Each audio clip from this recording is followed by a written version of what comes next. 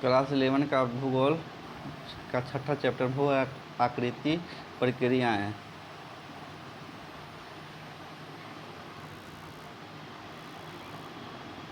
भू आकृतिक प्रक्रिया का अर्थ स्पष्ट करें। धरातल के पदार्थों पर अंतर जनित व बहिर्जनित बलों द्वारा भौतिक दबाव व रासायनिक क्रियाओं के कारण भूतल पर परिवर्तन करने वाली क्रियाओं को भू आकृति प्रक्रिया कहते हैं। मृदा निर्माण की एक प्रमुख प्रक्रिया बताओ। अपक्षय मृदा निर्माण की महत्वपूर्ण प्रक्रिया है।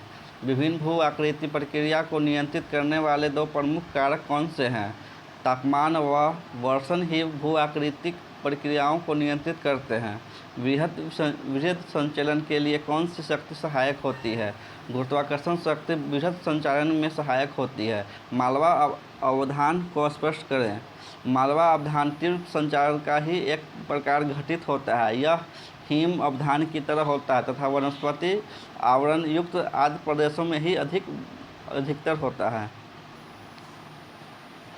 निक्षेपण क्या है? निक्षेपण अपरदन का परिणाम है। जब ढाल में कमी आ जाती है तो निक्षेपण शुरू हो जाता है। मृदा क्या है? मृदा धरातल पर प्राकृतिक तत्वों का समूह है जिसमें जीवित पदार्थ तथा पौधों को पोषित करने की क्षमता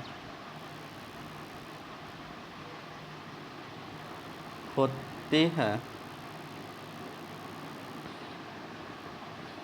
भू आकृति कारक क्या हैं? प्रकृति के तत्व जो धरातल के पदार्थों का अधिग्रहण तथा परिवहन करने में सक्षम हैं, जैसे हिम, जल, वायु आदि, उनमें आकृतिक कारक कहते हैं। पेडोलॉजी विज्ञान किससे से संबंधित है? पेडोलॉजी मृदा विज्ञान से संबंध रखता है। बहिर्जनित प्रक्रिया अपनी ऊर्जा कहाँ से प्राप्त करती है? बहिर्जनित प्रक्रिया अपनी ऊर्जा सूर्य द्वारा निर्धारित वायुमंडलीय ऊर्जा व धरातल की ढाल प्रवणता से प्राप्त करती है।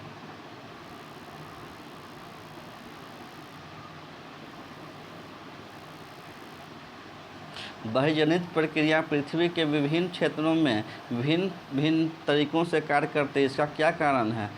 क्योंकि पृथ्वी पर पृथक पृथक स्थानों पर तापक्रम व वर्षण की भिन्नता पाई जाती है।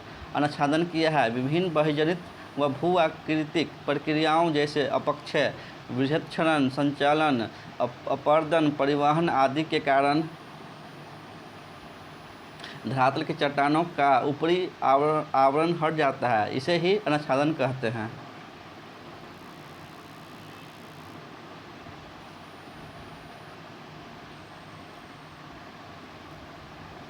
अपक्षय किसे कहते हैं? अपक्षय उस यांत्रिक, रासायनिक तथा जैविक प्रक्रिया को कहते हैं जिसके कारण शैलें एक ही स्थान पर टूटी फूटती हैं।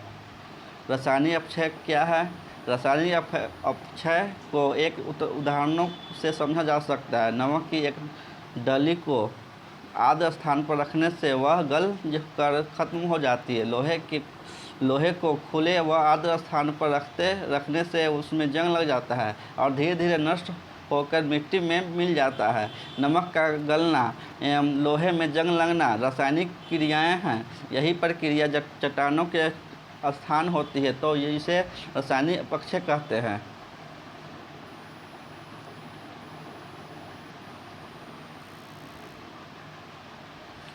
अपक्षय प्रक्रिया का महत्व क्या है?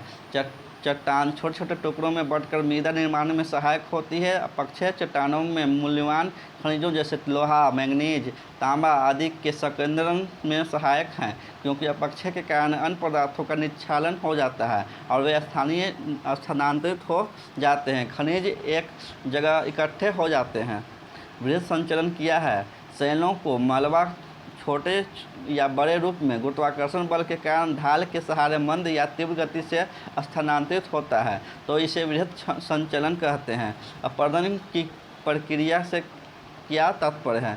प्रवाहित जल, भौम जल, हिमानी वायु, लहरों एवं धाराओं द्वारा शैलों को काटना, खुरचना एवं उससे प्राप्त मलबे या अवसाद को एक जगह से दूसरी जगह ले जाना अपरदन कहलाता है। तल संतुलन किसे कहते हैं? प्रकृति में धरातल पर कहीं ऊंचे पहाड़ और कहीं गहरी घाटियां बनाई है।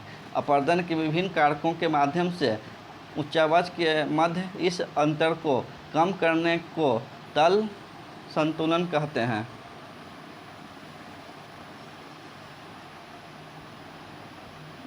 लघु प्रश्न, जैविक क्रियाएं किस प्रकार मृदा निर्माण में सहायक है? जैविक प्रक्रिया से उत्पन्न अपक्षय के द्वारा ही नई सतहों का निर्माण होता है। चींटी, दीमक, केंचुए, कृंतक इत्यादि कीटकों द्वारा मृदा निर्माण में अत्यधिक महत्व है। ये मृदा को बार बार ऊपर नीचे करते हैं। केंचुए वाले रसायन मिट्टी के गठन करने में सहायक होते हैं। इन जीवों द्वारा बिल खोदने के कारण मृदा की सतहों पर भी परिवर्तन होता है। चट्टानों के अपक्षय की रासायनिक प्रक्रिया कितने प्रकार की हो सकती है? समझाइए। रासायनिक अपक्षय निम्नलिखित प्रकार से हो सकते हैं। पहला, विलयन। चट्टानों में मौजूद कई प्रकार के खनिज जल घुल जाते हैं, जैसे नाइट्रस, सल्फेट, पोटासियम। इस तरह अधिक वर्षा की जलवायु में ऐसे खनिजों से युक्त सेल अपक्षित हो जाती हैं। कार्बोनेशन।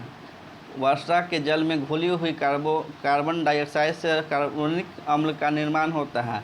यह अम्ल चूना युक्त चट्टानों का घुला होता है। जलयोजन। कुछ चट्टानें जैसे कैल्शियम सल्फेट जल को सोख लेती है और फैलकर कमज़ोर हो जाती है, बाद में टूट जाती है। ऑक्सीकरण। लोहे पर जंग लगना ऑक्सीकरण का अच्छा उदाहरण है। चट्टानों में के ऑक्सीजन गैस के संपर्क में आने से यह प्रक्रिया होती है। यह प्रक्रिया वायुमंडल में ऑक्सीजन युक्त जल में के मिलने से होती है। भौतिक अपक्षय क्या है? यह कितने प्रकार के होते हैं? भौतिक अपक्षय के कारण चट्टानें छोटे छोटे टुकड़ों में टूट जाती है, जिनके लिए गुरुत्वाकर्षण बल, तापक्रम में परिवर्तन, शुष्क एवं आदि परिस्थितियाँ का अदल बदल कर आना जैसे कारक जिम्मेवार है। ये निम्न प्रकार से होता है। पहला, भार विहीनीकरण, तापक्रम में परिवर्तन, हिमकरण एवं तुषार बेंजिंग। लवण अपक्षय। जैविक अपक्षय की निम्नलिखित प्रक्रियाओं को सचित्र समझाइए। अपसल्कन, संकुचन, विस्तारण। तीसरा, हिमकरण।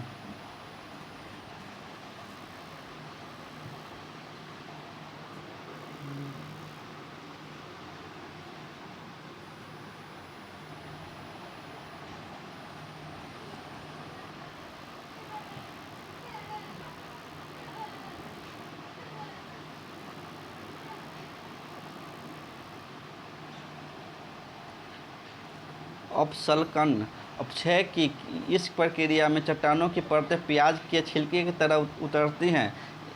ये ऐसा गुंबद आकार की भू आकृतियों में होता है। इनके ऊपर की परत अपरदन से कारण टूट जाती है, अपरददार पट्टियाँ विकसित हो जाती हैं। संकुचन एवं विस्तारण। सेलों में मौजूद खनिज तापमान बढ़ने से फैलते हैं एवं तापमान कम होने से सिकुड़ते हैं। इस प्रक्रिया से सेल कमज़ोर होकर टूटती है। हिमकरण, तुषार बेंजिंग। सेलों की दरारों में जल भर जाता है एवं तापमान गिरने से जल हिम के में परिवर्तित हो जाता है। हिम बनने से आयतन बढ़ता है और सेलों पर दबाव बढ़ जाता है। इस प्रक्रिया की पुनरावृत्ति से सेलें टूट जाती हैं। तीव्र संचलन प्रक्रिया क्या है? यह कितने प्रकार की से घटित होती है? आर्द्र जलवायु प्रदेशों में मंद या तीव्र वनस्पति ढालों पर जलयुक्त मिट्टी या गाद का तेजी से खिसकना या तीव्र संचलन कहलाता है। यह प्रक्रिया कई तरीकों से होती है। अपवर्षण। जब संतृप्त पदार्थ पहाड़ी ढालों पर सीढ़ी बनाते हुए सांप की तरह नीचे खिसकते हैं तो यह अवसर्पण कहलाता है। कीचड़ प्रवाह। बहुत अधिक मात्रा में अपक्षय हुआ पदार्थ भारी वर्षा के कारण कीचड़ बन जाता है और तेज़ी से कीचड़ की नदी के रूप में ढालों से घाटियों की ओर बहने लगता है। यह घटना बहुत विनाशकारी सिद्ध होती है। मलबा अवधान, यह प्रक्रिया तीव्र ढालों पर होती है जिसमें मलबा कीचड़ प्रवाह से भी तेज गति से नीचे आता है। अपक्षय मृदा निर्माण को किस आधार पर प्रभावित करते हैं? चट्टानों के अपक्षय से प्राप्त पदार्थ मृदा निर्माण के लिए आधार का कार्य करती है। इनमें पेड़ पौधे एवं जीव जंतुओं के सड़े गले अंश मिलते हैं जिन्हें ह्यूमस कहा जाता है। यह मिश्रण में रंध्रों में जीवन के लिए आवश्यक गैस ये जल में घुले हुए पोषक खनिज भी मिल जाते हैं। इस तरह लंबी समय अवधि में मृदा मिश्रण होता है। मृदा निर्माण में सहायक प्रमुख कारक कौन से हैं? ये कारक किस तरह मृदा निर्माण में सहायक होते हैं? मृदा निर्माण निम्नलिखित कारकों से प्रभावित होता है। पहला, जलवायु मूल शैल के अपक्षय को प्रभावित करती है। अधिक वर्षा मिट्टी में ह्यूमस की मात्रा बढ़ती है, लेकिन भारी वर्षा के कारण मिट्टी की जलवायु तत्वों को नुकसान भी पहुंचाता है। मूल पदार्थ, जिस प्रकार चट्टानों का अपक्षय होता है मिट्टी का प्रकार वैसा ही होता है। उदाहरणतः दक्षिण भारत की मिट्टी वहाँ की आधार शैलों के कारण काली है। उच्चावच, पहाड़ी भागों में मिट्टी की परत पतली होती है जबकि मैदानी भागों में मिट्टी की मोटाई अधिक होती है। जैविक क्रियाएँ, वनस्पति आवरण एवं सूक्ष्म जीवों की उपस्थिति मृदा को अधिक उपजाऊ बनाती है। समय, लंबी काल अवधि में बनी मिट्टी अधिक समृद्ध एवं उपजाऊ होती है।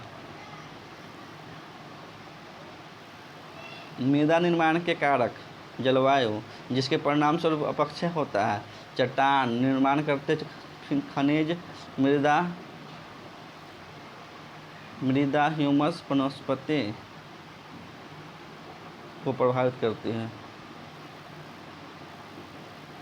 वे कौन से कारक हैं जो वृहद संचलन की सक्रियता को बढ़ा देते हैं? वृहद संचलन की सक्रियता के पीछे अनेक कारक कार्य करते हैं जो कि इस प्रकार है। प्राकृतिक और कृत्रिम साधनों द्वारा ऊपर के पदार्थों के टिकने के आधार को हटाना, चट्टानों की प्रवणता और ऊंचाई में बढ़ोतरी, पदार्थों के प्राकृतिक व कृत्रिम भराव के कारण पैदा अतिभार, अत्यधिक वर्षा, संतृप्त व ढाल से पदार्थों के स्नेह द्वारा उत्पन्न अतिभार, मूल ढाल की सतह पर पदार्थ अथवा भार का हटना, भूकंप आना, विस्फोट अथवा मशीनों का कंपन, प्राकृतिक वनस्पति की अंधाधुंध कटाई, बहिर्जनित भू-आकृतिक प्रक्रियाएँ एक क्षेत्र से दूसरे क्षेत्र में भिन्नता क्यों होती है? इसके निम्नलिखित कारण है। पृथ्वी के धरातल पर तापीय प्रवणता के कारक अलग अलग जलवायु प्रदेश स्थित हैं जो कि अक्षांशीय, मौसमी तथा जल थल विस्तार में विभिन्नता के कारण पैदा हुए हैं। दूसरा,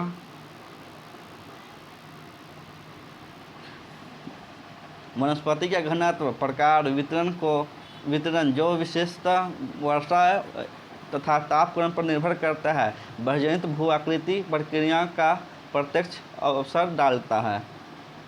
विभिन्न जलवायु प्रदेशों में विभिन्न जलवायु तत्वों जैसे ऊंचाई में अंतर, सूर्यमुखी ढालों पर सूर्यविमुखी ढालों की तुलना में ज़्यादा सूर्यताप प्राप्ति के कारण स्थानीय विभिन्नता का मिलना, वायु का वेग तथा दिशा, वर्षा की मात्रा, प्रकार, इसकी गहनता, वर्षण एवं वाष्पीकरण में संबंध, तापक्रम का स्तर, दैनिक स्तर, हिमकरण तथा पिघलन की आवृत्ति, तुषार व्यापन की गहराई आदि में फर्क के कारण किसी भी जलवायु प्रदेश के भीतर भू-आकृति प्रक्रिया अलग अलग होती है। यदि जलवायु कारक समान हो तो बहिर्जनित प्रक्रियाओं की गहनता शैलों के प्रकार तथा संरचना पर निर्भर करती है। भिन्न भिन्न प्रकार की शैलें अपनी संरचना में भिन्नता के कारण भू-आकृति प्रक्रियाओं के प्रति भिन्न प्रतिरोध क्षमता पेश करती है। एक खास सेल की एक प्रक्रिया के प्रति प्रतिरोधपूर्ण तथा अन्य प्रक्रिया के प्रति प्रतिरोध रहित हो सकती है। अंतर्जनित और बहिर्जनित दोनों ही बल पृथ्वी निर्माण के समय से अपना कार्य बहुत से अनुशासित तरीके से करते आ रहे हैं, किंतु वर्तमान में मानवीय हस्तक्षेप बढ़ने से इनकी गति में असामान्य वृद्धि हुई है। क्यों?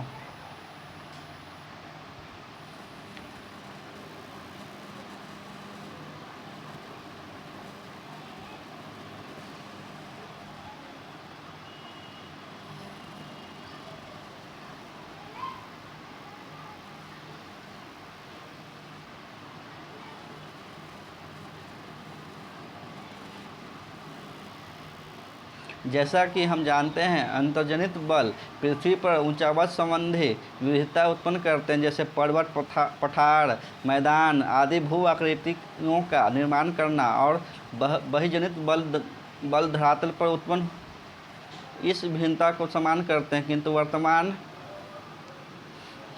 समय में मनुष्यों ने संसाधनों का अत्यधिक दोहन करना आरंभ कर दिया। परिणाम स्वरूप विश्व के अधिकांश भाग बाढ़, भूकंप, चक्रवात आदि त्रासदियों से जूझ रहे हैं। भारत भी इससे अछूता नहीं है। उत्तराखंड, कश्मीर में आई बाढ़, नेपाल में आया भूकंप, इन सब के लिए सीधे तौर पर मनुष्य ही उत्तरदायी है, क्योंकि धरातल के भाग को बनने में बहुत लंबी अवधि, सैकड़ों हजारों वर्षों का समय लगता है, किंतु मानव द्वारा इसके उपयोग, दुरुपयोग, कुप्रयोग के कारण संभाव्यता से अधिक तीव्र गति से ह्रास किया। यदि उन प्रक्रियाओं जिन्होंने धरातल को रूप दिया और अभी भी दे रही है, उनसे साम्यता बना ली जाए, तो निश्चित रूप से मानव द्वारा किए जा रहे हानिकारक प्रभावों को कम किया जा सकता है।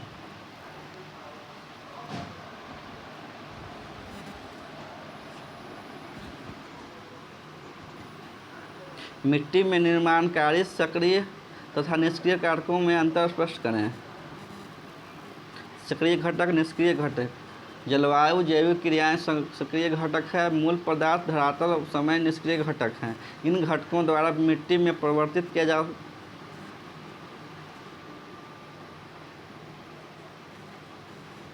दूसरा, इन घटकों द्वारा मिट्टी में परिवर्तन की क्रिया होती रहती है। ये घटक अपने आप में कोई परिवर्तन नहीं लाते। इन घटकों तथा अपघटन तथा विघटन होता रहता है। ये घटक कोई क्रिया नहीं करते। इन घटकों द्वारा मिट्टी निर्माण में कम समय लगता है। इन घटकों द्वारा मिट्टी निर्माण में बहुत अधिक समय लगता है। बहुवैकल्पिक प्रश्न। निम्नलिखित में से कौन सी एक अनुक्रमिक क्रिया है? अपर्दन। जलयोजन प्रक्रिया निम्नलिखित पदार्थों में से किस से प्रभावित करती है? लवण।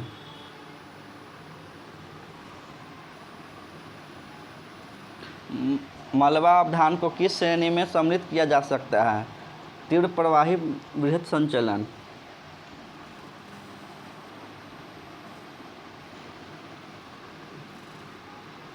अपक्षय पृथ्वी पर जैव विविधता के लिए उत्तरदायी है। कैसे? अपक्षय क्रियाएं चट्टानों को छोटे छोटे टुकड़ों में तोड़ने व मृदा निर्माण के कार्यों में ही सहायक नहीं होती, बल्कि वे अपरदन एवं विभेद संचरण के लिए भी उत्तरदायी है। जैव मात्रा व जैव विविधता मुक्त वन की उपज है तथा वन अपक्षी प्रवाल की गहराई अर्थात न केवल वातावरण प्रस्तर व मिट्टी अपितु अपरदन बृहद संचलन पर निर्भर करता है। यदि चट्टानों का अपक्षय न हो तो अपरदन का कोई महत्व नहीं होता। चट्टानों का अपक्षय व निक्षेपण राष्ट्रीय अर्थव्यवस्था के लिए अति महत्वपूर्ण एवं मूल्यवान है।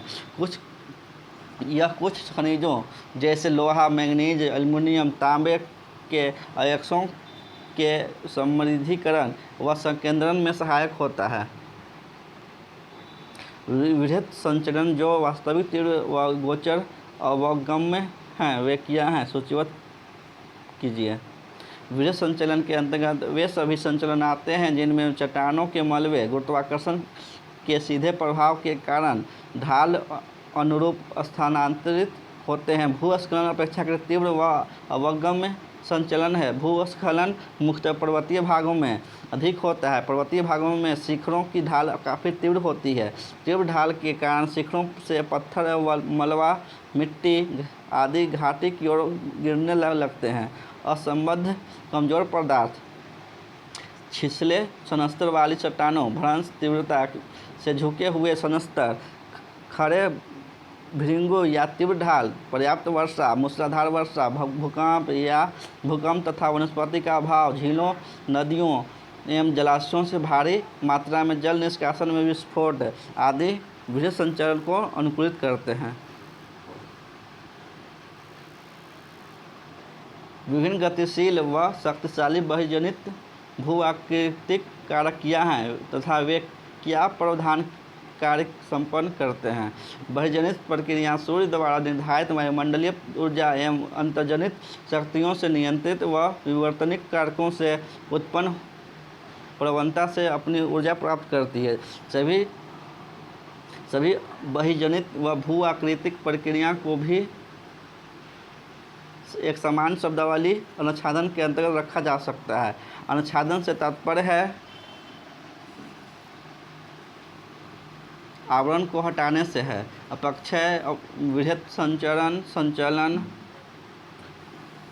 अपर्दन, परिवहन आदि अनुच्छादन प्रक्रिया से सम्मिलित होते हैं। तापमान व वर्षण जलवायु के दो प्रमुख घटक हैं जो कि विभिन्न भू आकृतिक प्रक्रियाओं को नियंत्रित करते हैं।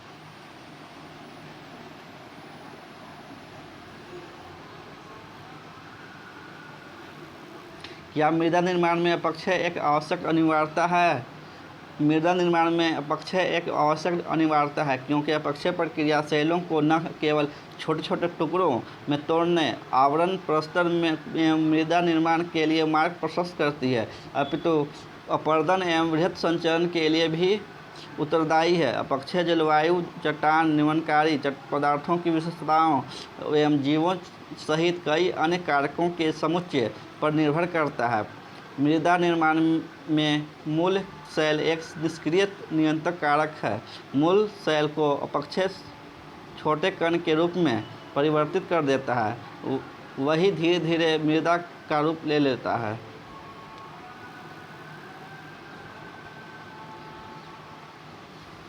हमारे पृथ्वी भू आकृति प्रक्रिया के दो विरोधात्मक वर्गों के खेल का मैदान है। विवेचना कीजिए। धरातल पर दिखाई देने वाले विविध स्तरूपों का निर्माण पृथ्वी के आंतरिक एवं बाह्य बलों के पारस्परिक प्रभाव के कारण होता है।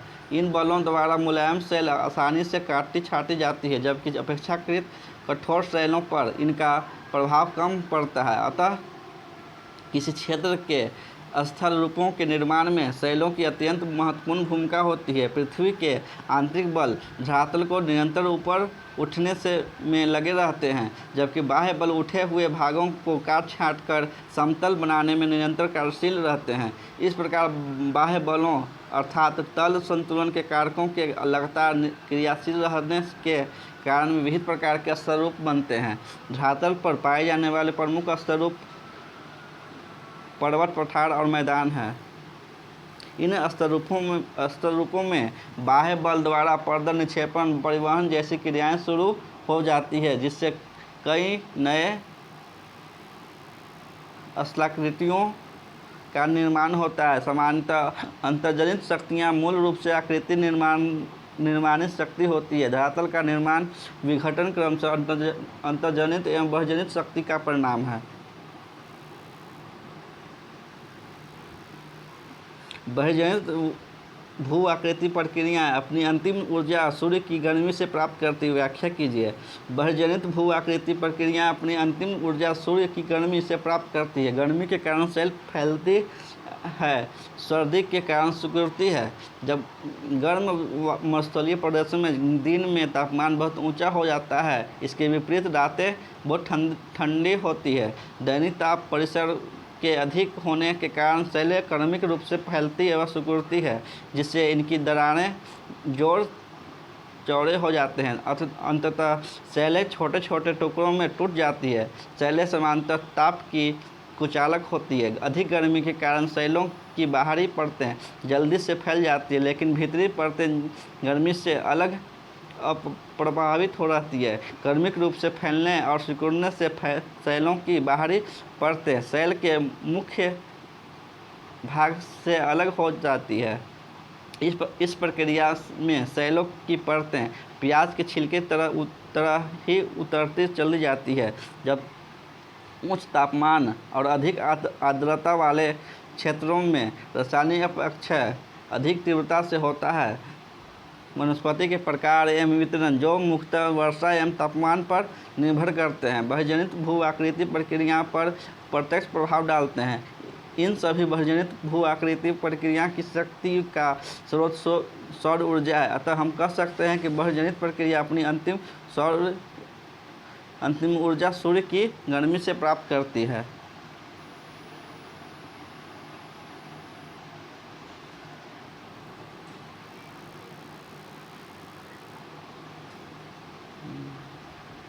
क्या भौतिक एवं रासायनिक अपक्षय प्रक्रिया एक दूसरे से स्वतंत्र है? यदि नहीं तो क्यों? उदाहरण व्याख्या कीजिए।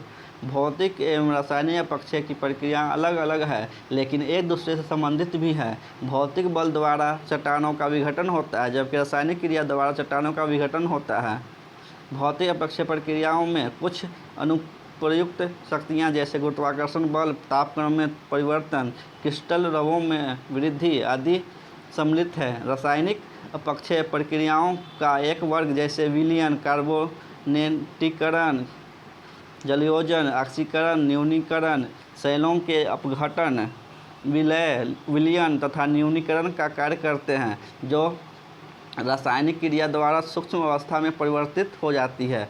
ऑक्सीजन, धरातलीय मृदा, जल, अन्य अम्लों की प्रक्रिया द्वारा चट्टानों का न्यूनीकरण होता है। इस तरह से चट्टानों में अंतर देखने को मिलता है, लेकिन कई क्षेत्रों में भौतिक रासायनिक अपक्षय की ये प्रक्रिया अंतर संबंधित हैं। ये साथ साथ चलती रहती है तथा अपक्षय प्रक्रिया को त्वरित बना देती है। ये भौतिक रासायनिक अपक्षय प्रक्रिया चट्टानों को टुकड़ों या कणों में परिवर्तित करती है, दोनों चट्टानों में विखंडन करती है, दोनों मूल चट्टानों में अपघर्षण करती है।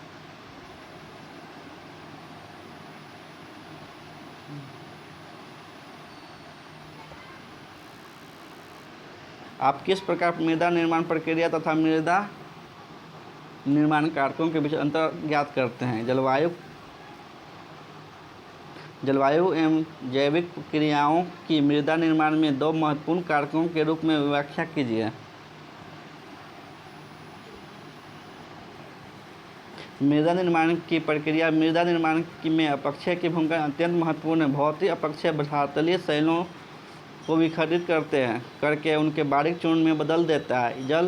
जल इन छोटे छोटे सेल कणों को परतों के रूप में बिछा देता है। जैविक अपक्षय से ह्यूमस बनता है। यह जैव पदार्थ पेड़ पौधों और जीव जंतुओं के क्रियाकलापों से बनता है, जो मृदा के निर्माण में सहायता करता है। अपक्षय की प्रक्रिया से भिन्न भिन्न रंगों व गुणों वाली मृदाओं को निर्माण होता है।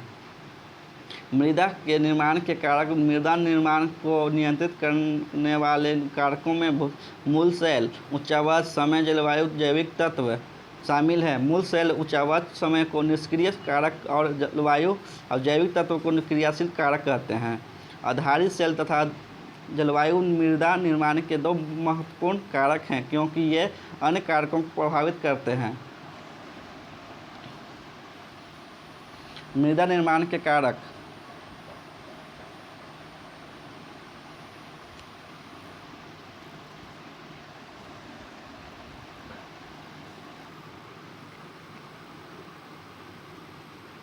मूल सेल मृदा विभिन्न खनिजों से युक्त सेल या मूल सेल पदार्थों से निर्मित होती है।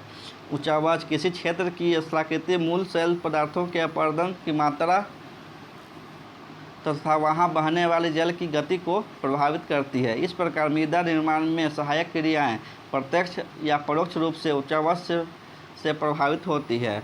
पहला समय मृदा को निर्माण बहुत धीरे धीरे होता है, इसलिए पूर्ण रूप से विकसित मृदा को निर्माण में अधिक समय लगता है।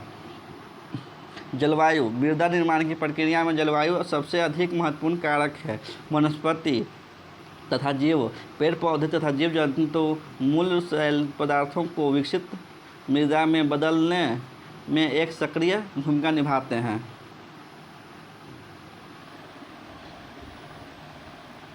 छठा चैप्टर समाप्त हुआ। धन्यवाद।